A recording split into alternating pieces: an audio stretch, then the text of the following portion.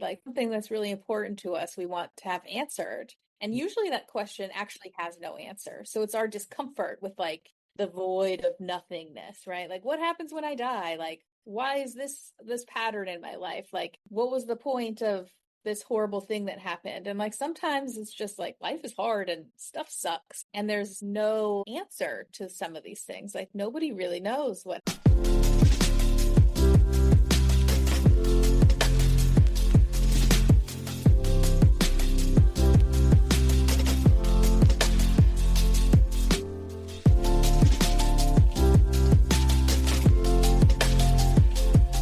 Awe Genge, this is Mental Mythos, hosted by Asekho Toto. Hello everyone, welcome to another episode of Mental Mythos. I'm your host, Asekho Toto, and before we dive into today's incredible conversation, I have a small favor to ask. If you enjoy what you hear today, please take a moment to rate and review our podcast on Apple Podcasts, Spotify, or wherever you listen. Your feedback not only helps us improve, but also helps others discover the valuable insights we share every week. And if you find today's episode particularly inspiring or insightful, don't forget to share it with your friends, family, or anyone you think could benefit from it. Thank you for your support. It truly means the world to us. Now, let's get back into our conversation. Yeah. Definitely. To be in the field of mental health, you don't just wake up one day and tell yourself that you want to be a coach, you want to be a psychologist, you want to be all these things. What drew you to acupuncture, hypnotherapy, and Jungian philosophy? So not philosophy, psychology. Yeah. Like you said, you kind of don't wake up just like, that's what I'm going to do. And for me, it was kind of a very random, like, that's just the way things work. I did my undergrad degree in studio art and sculpture and jewelry making. So I was always like really artistic, and I hopped around majors like 4 different times and then settled on art because I was like, if I'm going to be here, I'm going to make it fun. And realized after college, like, you're not going to really get a job doing that. Like, that's probably going to be a tough call. And I ended up working in an insurance underwriting job, which I totally hated. But it was the first time where I had like disposable income of some variety. And so I started going to yoga. I got like super into that. And then through the yoga studio met, I think it was a chiropractor who was like practicing kind of functional medicine before we called it that. And he gave a talk. It was like everything in the body's all connected together, and like, nothing really exists in a vacuum, which I was like, yeah, that sounds right. I ended up working with him for a little while on some like digestive health stuff. And I was like super fascinated. I was like, this is so cool. I want to go be a naturopath. But I had an art degree, and a naturopath is ND, so it's like it's a medical doctor with just a little bit more natural medicine associated with it. And so I was like, oh, I'm never going to get into medical school without getting a whole other bachelor's degree. I don't really feel like doing that. And in my searching, came across acupuncture school. So I basically just signed up for acupuncture school. I never had acupuncture. I didn't really know anything about it. In my like interview, they were like, yeah, we have a really big scope of practice in California for acupuncture. They're like, you can do pretty much all of the same things. You just can't write prescriptions, and we can't give like medical diagnoses. And so I just signed up. And then over the years with my acupuncture practice, it sort of shifted and changed over time and has become predominantly like mental health focused. So a lot of stress management, trauma recovery, things like that. And then with the pandemic, like doing acupuncture online isn't really a thing. I never really got into herbs. And so that's where coaching and hypnotherapy came into play, where I was like, what else? How can I shift this to be an online offering? And then I did a coaching training that was like a little over a year long. That was like very Jungian shadow work based, and then the hypnotherapy training at the same time. And here we are. Quite interesting from doing studio art to getting in the world of mental health. And it's quite an interesting shift, one would say. And I just want to, as I've said earlier, that I want to hear your experience when you, in terms of encountering the cult. And usually, I would safe to say, I think you're the second guest on the show talking about cults, because it's not something that you come across. It's a rare thing, and I feel like people, in a way, are afraid to talk about it. I'm not quite sure, or in denial of not, okay, this is not a cult. And so can you walk us through your experience of being into a new age cult? I would say you're a survivor. Can you take us through that? Totally. And I would say like not a lot of people talk about cults, so there's a lot of like stigma about it. If you were in it, there was a lot of like self-doubt that comes up too. Like, was that really a cult? What did I really experience? So there's a lot of, I think there's more people who are in cults or who have been in them. We could even call like abusive relationships, like that's kind of a one-on-one cult, because the same kind of coercive control, mind control stuff still plays out. So my experience, I call it like a new age cult that turned out to be kind of plagiarized Scientology. In the Bay Area, we have quite a few different like psychic schools, is what they're called, and they kind of teach like intuitive development skills and meditation and things like this. I had gone to one when I was 18, found that to be like really profound and interesting, didn't really have the money to keep up with it. And then in my like late 20s was kind of in a period of time where I was like, my acupuncture practice is really faltering. I keep going out with horrible people. Like, what am I going to do to like fix my life? And kind of on my own went back to some of the practices that I had learned in the first school that I had gone to. And in one of the offices that I rented, one of my like co-renters had told me about this group, which is called the Foundation for Spiritual Development. And she was going there, and we talked about it a lot because it was a lot of the same type of practice. Like it was the same meditation, like similar language. I was like, oh, this is something I'm already kind of familiar with. And she had told me about that. And then it was in this kind of like period of despair where I actually was able to start going to the classes there. So it's like a once a week type of a class. And this group, like, we have a cult and we think of these big groups that like cause a lot of obvious harm, right? And it's sort of where it's like something's like physically abusive, it's really easy to recognize. When something's mentally, emotionally, psychologically, spiritually abusive, it's really diffuse and difficult to recognize. And so I started attending classes. It's like weekly classes. You move up in levels. You go through level 1, 2, 3, 4, and then 4 is sort of where you're like in that level for a period of time, which could be indefinite until a certain group of people get kind of called up to go to level 5. And that's where things get interesting and secretive, and no one was allowed to talk about what happens in an upper level. So if I was in a level 5, anybody below me could never talk about what we were doing in that level. And we were told that, if we did, the people who we were telling this to would go insane or get in an accident or have all this horrible stuff happen to them because we would have like, triggered them or put them at effect, like this whole story about what would happen if we talked about stuff. And so you didn't know. It was very elusive, and at the beginning, this school was super helpful for me. I was able to kind of shift my business. It was like starting to work again for me. It was like this is like the thing I was missing. It was super helpful. I was totally all in. And later it wasn't until like leaving and doing hypnotherapy training that I realized like kind of what's happening there. Part of this meditation is really a hypnotic induction.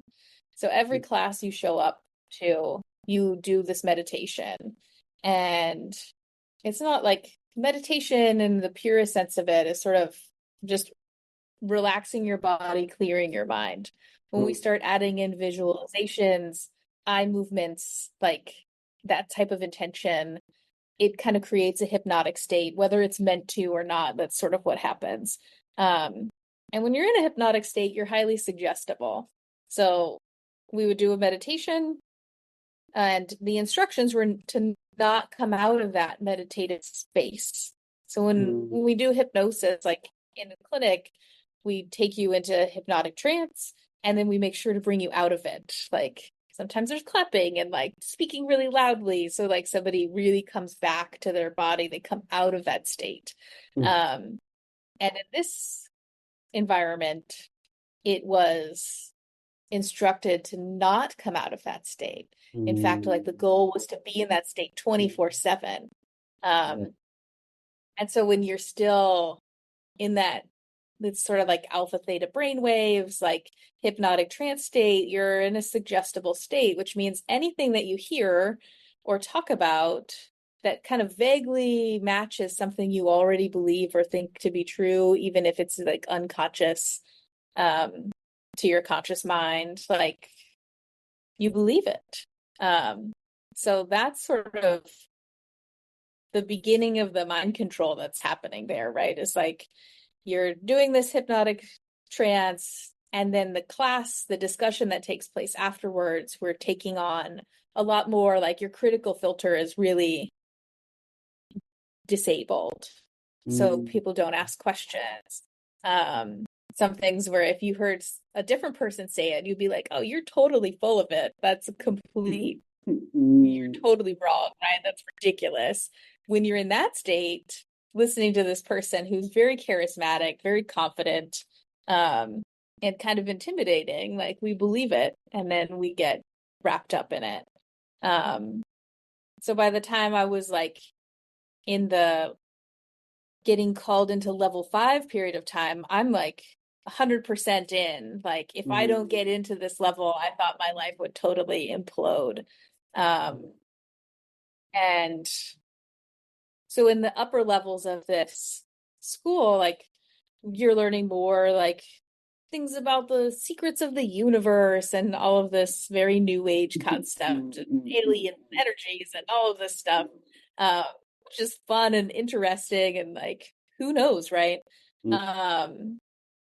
And it wasn't until like, so one of the factors of this group was like you're never allowed to ask a critical question, and if you are, you're given a like thought stopping cliche back. And a thought stopping cliche is like something we say that kind of like quells the whole conversation. In like daily life, we'd be like, oh, why does so and so do that? And we might say like that's just how he is, instead of like really questioning it, kind of trying it, right? In cults, like it might be like if you have a critical thought, maybe there's a chant that you do to like get yourself away from that. In this group, it's meditating or going back into that hypnotic state. When you're often told like somebody asks a critical question and the response back to you is like, you're talking from your third chakra, which is not okay. You're talking from a low vibration, right? Like all these things that you're trying not to be. And that makes the person stop, like either reframe the question entirely, which doesn't actually ask the question that you wanted to ask. Or people would often like go into that meditative state and be like, oh, I got the answer. Like I figured it out myself. So a question that often floated around was like, where did all this stuff come from? Right? Like, how do we, like, you're teaching us all these different processes. Like, what are we doing? We did this thing called timeline healing, which was where you would get a prompt and kind of like, and it's similar to past life regression hypnosis, where you would go back in time to like the ideas, the first time you ever experienced this thing in many, many past lives, is the thing that's holding you back today. And if we like heal that part, we can change it. Like, where did all this come from? And nobody ever asked the question, because we learned really early on that like if you did, it would be really embarrassing. Basically, like you would get put on the spot in front of your whole class. And in my kind of disillusionment, I would start Googling things in ChatGPT. I'd be like, GPT, where did this come from? Or this saying, or whatever it was. And it always brought me back to Scientology, when it was like, okay, we need to learn more about Scientology. And so I read a couple of people's like memoirs of people who've left Scientology. And then realized like, oh my God, like all of this was Scientology. Some things like are renamed different things. Like you can find more about Scientology if you really dig for it now, like because Scientology runs the same way. Like you're not allowed to talk about anything because somebody might go insane. Like there's the secretive upper levels. It's like a lot of too many parallels to be a coincidence. And I like dug and the original creator of the school turned out to be a Scientologist who then sold it to the guy who runs it now. And it's like this whole thing. I was like, I didn't consent to be a Scientologist. This is not what I signed up for. And eventually I just left. There's so many nuances and pieces of this story. I don't know where else to go. That's sort of the nutshell. And definitely being there actually before I asked you this question, and I also believe that whenever that you want something specific in terms of you're desperate of something, as soon as something like this certain group of people come and convince you that they can help you, you don't ask any question, you just want anything that will help you or your business to strive. And I feel like that's how they, in a way, I would say they target people. And definitely having this state of these meditations in terms of being in that state of, I would say, visiting your unconscious and always after feeding you these lies upon you 24/7, it had an impact of your mental well-being. How did you recover from it? And definitely it became a habit into you. How were you able to shift that perspective, or just destroying that habit and trying a new habit, a healthier habit? Totally.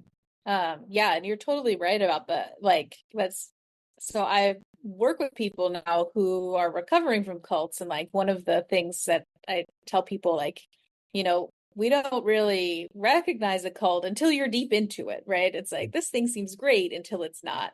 And there's a saying that nobody joins a cult, you only leave them.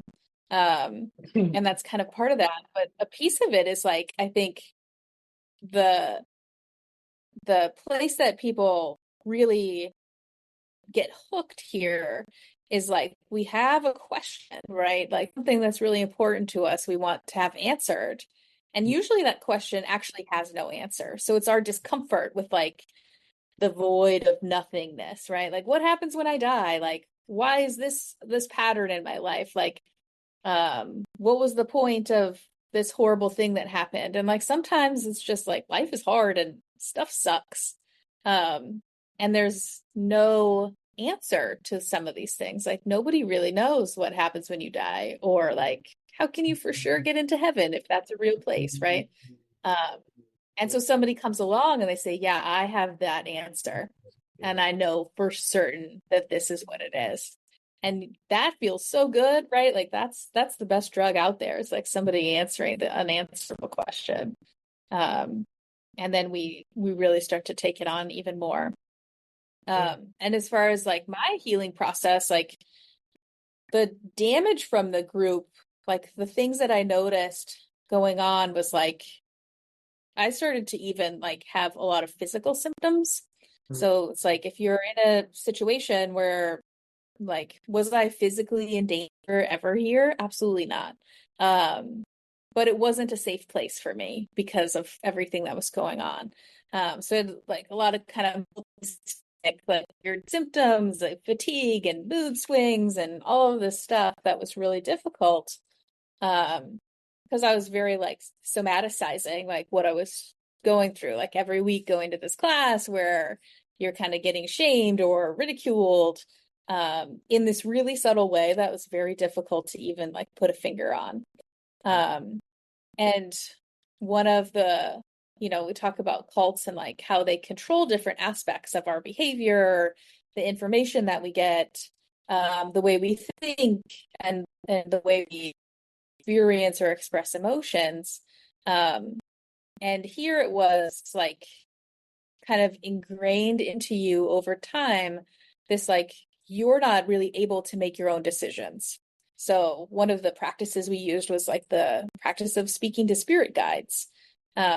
So anytime I needed to choose anything, it was like, what color socks should you wear? Like, this isn't even a question you were allowed to answer on your own, right?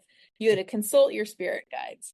And if it was a big question, like, should I move? Should I take this new job? Should I date this person? It was like very highly recommended that you would get a reading from teachers at the school or peers in your class. So it was like, not only can I not make the decision, I have the default to the spirit guides, but if it's a big decision, my spirit guides aren't even right. So I have the default to yours.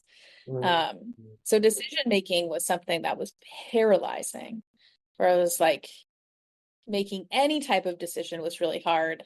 Stayed in a relationship that just like wasn't right for me for like way too long.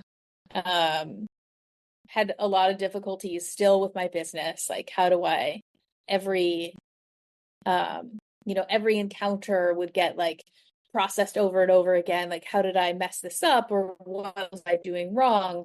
When it really turned out like I didn't really have the business skills, right? Never is it the answer of like building a real life skill. The answer is always like, if this isn't working for you, it's because you're not spiritually correct or right or in good standing. So that was where the work would come in. So in my process of leaving, like, which took 2 years, like, it was like I realized I wanted to leave, and technically, right, could walk away at any time.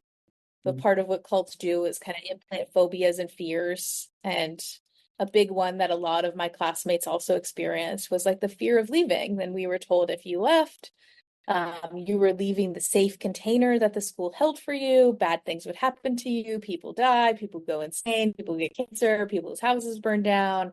All of this bad stuff happens, particularly if you left like in the middle of a level, because it was structured as levels. So we're constantly hearing these stories about how all this happened. And if you left, you can't come back until like your same level came up again, which was questionable if that would ever happen. So there's the possibility that like if you left, you might actually never be able to come back. We were also told like this information was this special high level information that nobody else had, et cetera, which is totally not new to anybody. Like that type of scarcity mindset that they create. So there was a lot of like, oh, if I leave, is my life going to fall apart? I did the reading of other people's like leaving Scientology books. It was like Leah Remini's book. She's talking about how like that was really strong in Scientology, was this like, if you leave, your life's going to fall apart and be a mess. And she was like, my life is already a mess. I don't understand. Like, how's it going to get worse? And so when I left, like I left in the middle of a level, and I didn't tell anybody I was leaving, and I just never came back. And I never heard from anyone, like not the leader, not any of the teachers, not any of my classmates, like whom I thought were my friends. So that was definitely a difficult part, was like people I spent 8 years there, like a long time with these people in my life who like no longer talk to you. And I'm sure they wouldn't consider it shunning, which is a popular thing in more religious contexts where like that person is cast out and like really painted as the devil. But like people who were your friends, you're like can't really socialize with anymore. And that's part of the group think is like anybody who's not a group is just not on your level and you'll never be able to really connect with them. So for me, like realizing I wanted to leave and then actually doing it was actually really empowering and helpful. A lot of my physical symptoms started to change and go away. The ability to like make decisions or just kind of like lean into like, fuck it, whatever, like it's gonna be fine. To not like overthink things and just be able to like take step forward without having to do that like rigmarole of checks and balances. And I think a lot of that was like due in part to like really preparing to leave, learning about coercive control, learning about other cults, seeing how like a lot of this was just a giant lie, and really like choosing to leave, which isn't everybody's experience. A lot of people get kicked out of a group or the group disbands, and that's a different kind of exit, which is far more common, where it's like you can know like it's just broken without your preparations for it. So I had a lot of preparation for leaving, and a lot of empowerment with that process of like realizing, oh, this is not what I wanted to be here for. And I remember vividly, like the first day of the first class I ever went to, they went around and asked, like, why are you here? And my answer was to trust myself. And when I was realizing I needed to leave, I was like, wow, that didn't happen at all. Where I was like, my ability to trust myself was really eroded here. And then I was talking with my therapist, and she was like, what are you talking about? Like, I've never heard you so sure of something. Like, in like leaving was that kind of like ultimate step of like things did come full circle of like, oh, I totally trust myself in like leaving and being able to like talk out loud about the whole process. I've there's another podcast where we really went in depth on the whole story of everything, and like people have reached out to me from that who are like family members of other people who are still in that group and how concerned they are about their family members and like what's going on there. So it's definitely been a mostly overall pretty positive process. Still, and it's always ongoing because you kind of like block things out or don't remember stuff, and then something will kind of trigger a memory and you're like, I totally forgot about X, Y, and Z. And there's of course like waves of grief and sadness around things too. Like having a really strong belief system is really comforting at times. And so like letting that go is kind of scary, where you're like, oh, I definitely don't believe that anymore. I don't know what's up. And the like loss of friends and connections that you had while you were in there. But yeah, and it's just been a lot of like self-reflection. I think like I've developed a lot of pretty healthy like personal awareness kind of skills over time, and like with different trainings and things that I've done that have certainly helped with my ability to move through stuff. But overall, like I think for anybody who's like, maybe this group isn't right for me, or maybe that was something you grew up in, like learning more about it and hearing other people's stories is profoundly helpful.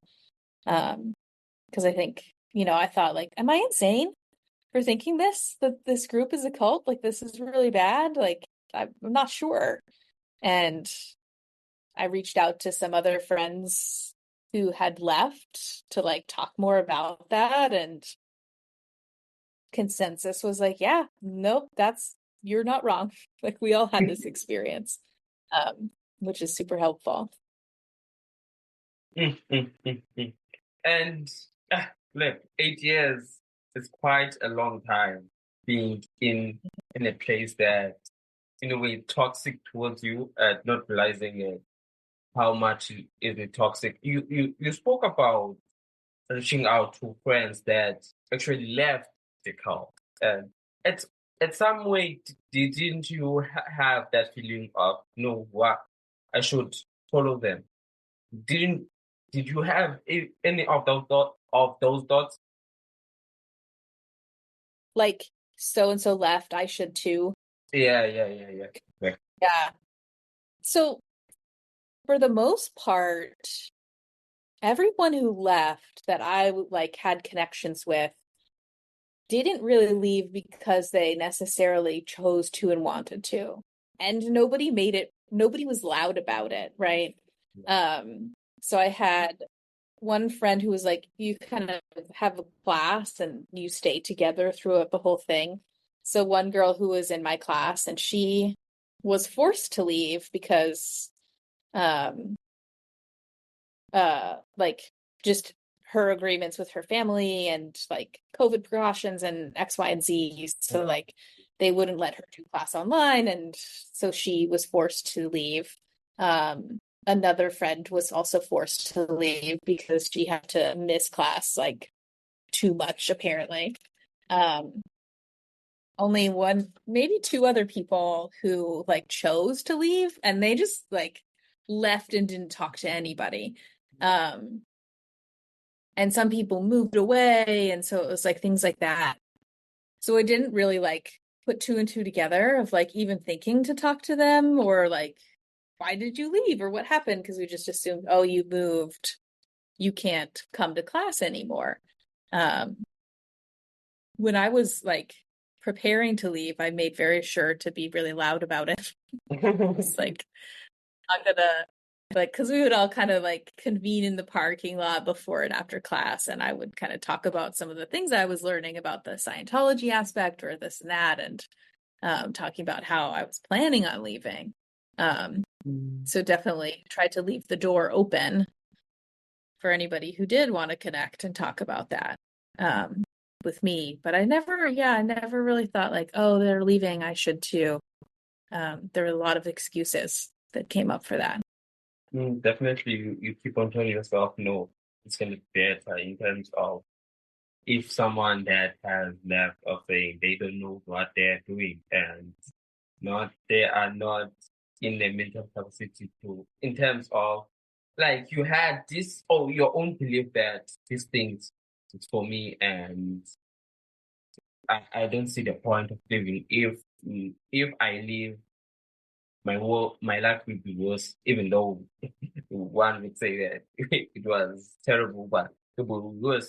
And I feel like one of the things that influences our choices is the fact of doubting ourselves, of not realizing that we have much power than we know.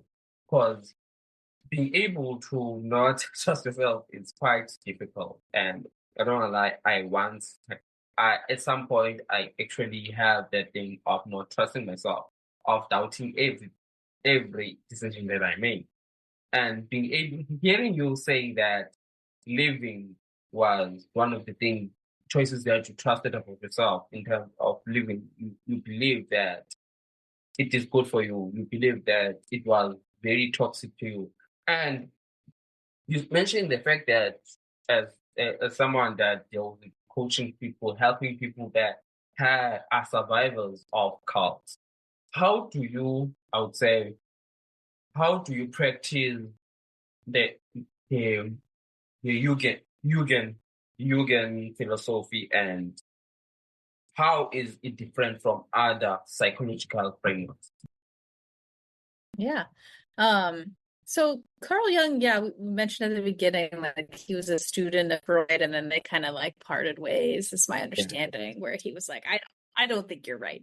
And there's a lot like where I was drawn to it was like my background in Chinese medicine, because Jung actually like studied Chinese medicine and some of that philosophy. And so there's a lot of overlay there, which not a lot of people know about because not a lot of people know about Chinese medicine.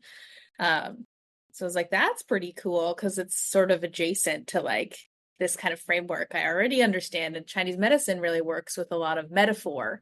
So it's like, we treat your elbow to treat your knee because those are like similar body parts in their own way, right? And so Jung is like, me, there's a lot of like mystical magicalness about it because we do have that like metaphor aspect. There's a lot of myth. And it's sort of like seeing the bigger framework of things. I do a lot of shadow work in my coaching, and like that's sort of like, how am I the root of a lot of my problems? Which like is appropriate and then not depending on what circumstance it is. Like if you find yourself, my aha moment with like, this is something that would be really helpful for me was like doing a shadow work session with somebody for the first time. And she told me to like, think of something that's really bothering you. And I was like, oh, like my ex-boyfriend totally is obnoxious because he's super entitled. And the conclusion to this was like, if we think of somebody who's really entitled, like how do they benefit from being that way? And my answer to this is like, oh, well, they like think they deserve stuff, right? Like if you're entitled, you're like, this is mine already. I totally deserve it.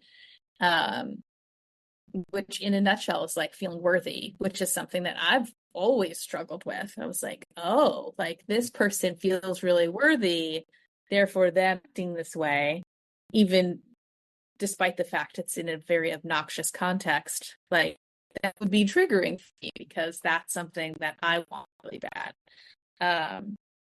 So that's like kind of an example of like how shadow work might be helpful. And we find that it can be really useful for things when we have that repeating cycle where it's like, oh, I always get into relationships with people who are entitled and it drives me nuts.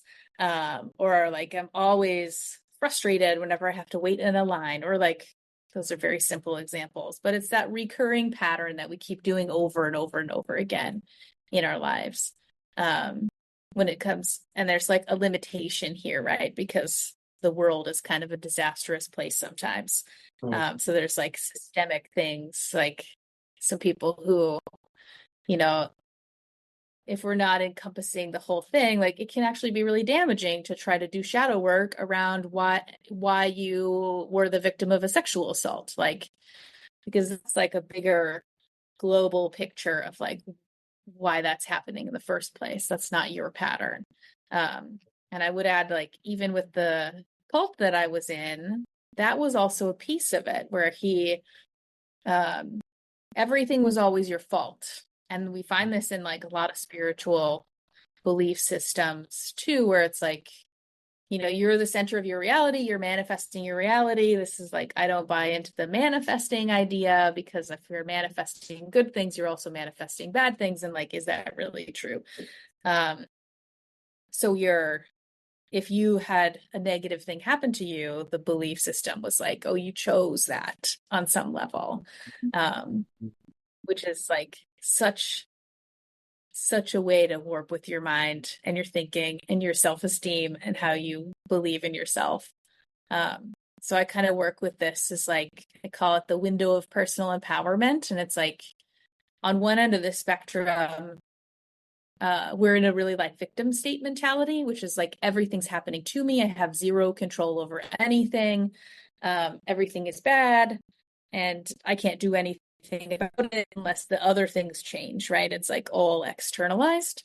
The window of empowerment, which is more of a sliver than we would like to think, is where we say, okay, like I accept that this happened, right? Where it's like, an acceptance doesn't mean we like it. It just means we're saying, yeah, it did. Like we're acknowledging the reality of the situation. And like, if I want to, I can make meaning out of it. I work with a lot of people with like chronic pain and illness, and this is a topic that comes up often. Is we have this like chronic lower back pain. Like, what might that back pain be telling you or teaching you or showing you would be a avenue that we can go down.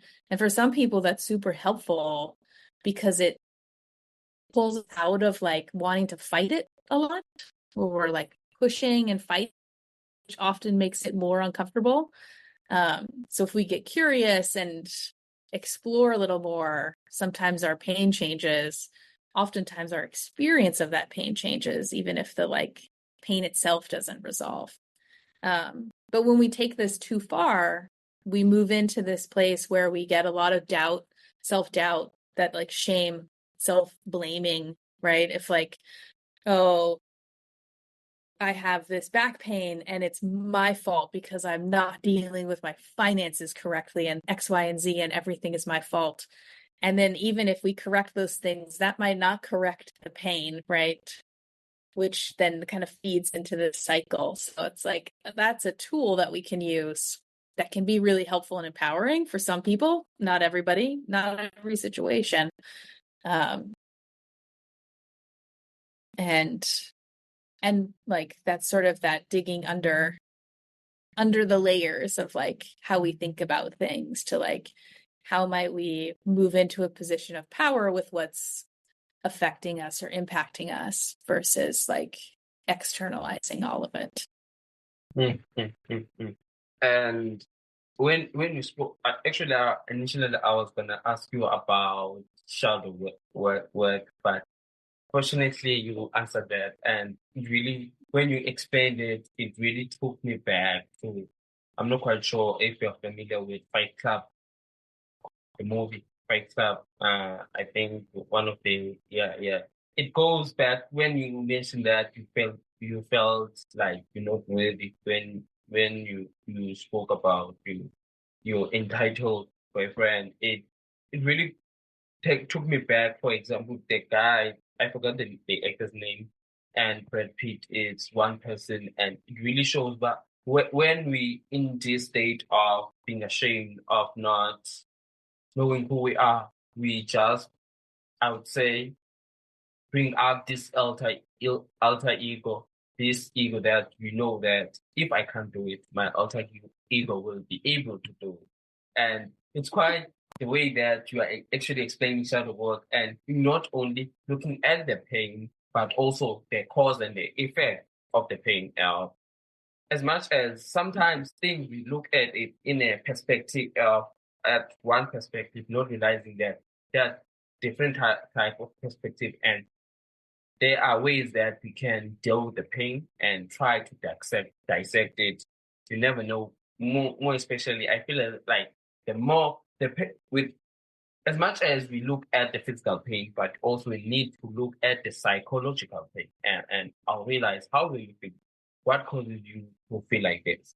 It goes back to that thing of mental health, of if someone is depressed, or take example of being sad, they have this thing of telling themselves they are not worthy, they don't trust themselves, they doubting themselves, that causes a self-low esteem, self-esteem that is very low, at not realizing of not trusting themselves anymore. So our final segment, I just want to touch on mind, body, and spirit.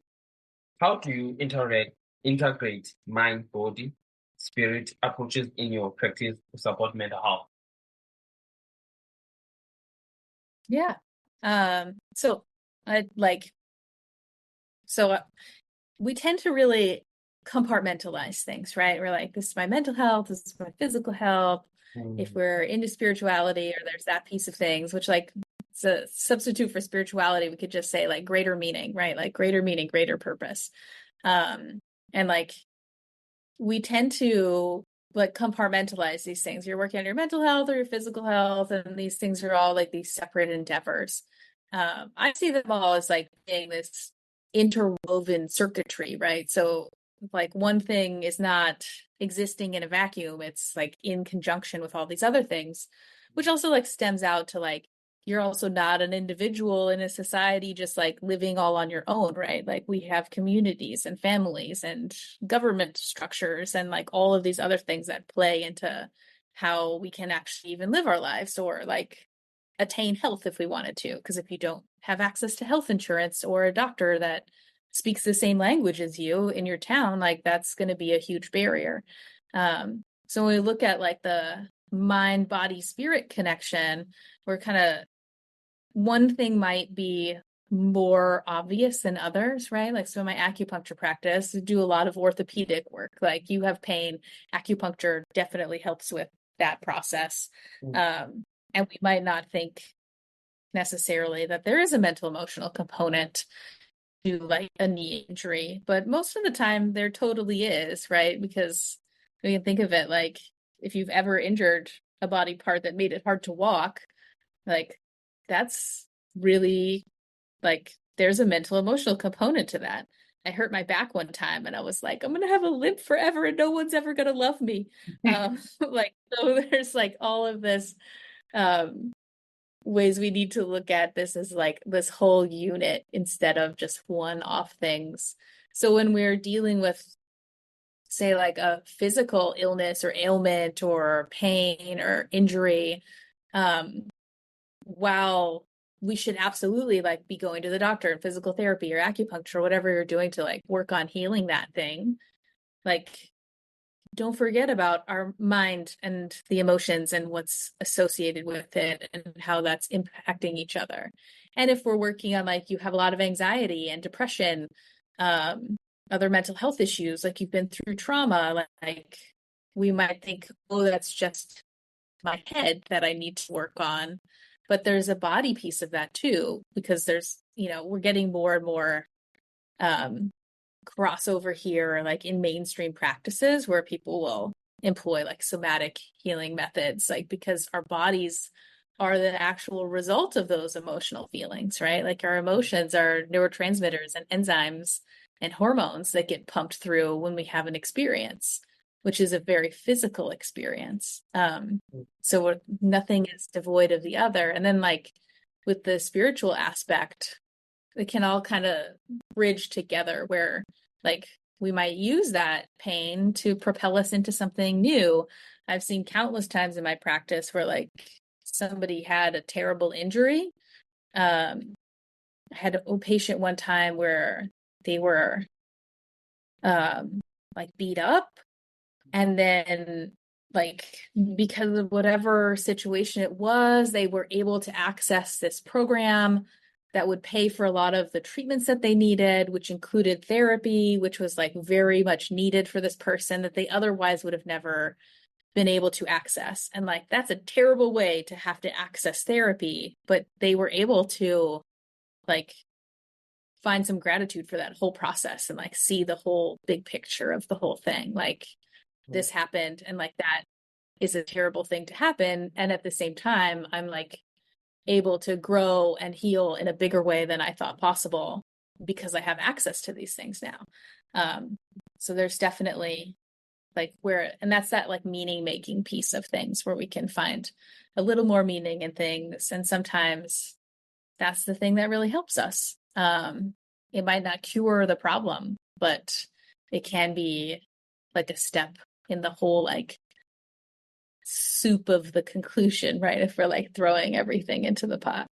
You mentioned that something that really came to me about that all these emotions actually are produced by the actual body, and it really shows that actually mental health and physical health are actually interlinked, and that are very important that we take care of both of them, and something that people don't realize and something that people tend to, I would say, ignore per se in terms of when you have this conversation around mental health, when you have this conversation around physical health. And yeah, just with those, I just want to say thank you so much for being here. Firstly, for sharing. Thank you. And actually sharing your expertise on the field of coaching when it comes to mental health and trauma and cults in general. So I really appreciate your time. I really appreciate you for being here. And I really appreciate you for understanding for as much as we're supposed to do the episode last week, but I really appreciate you for being here and bearing with me. I really appreciate it. Thank you so much. And also before I let you go,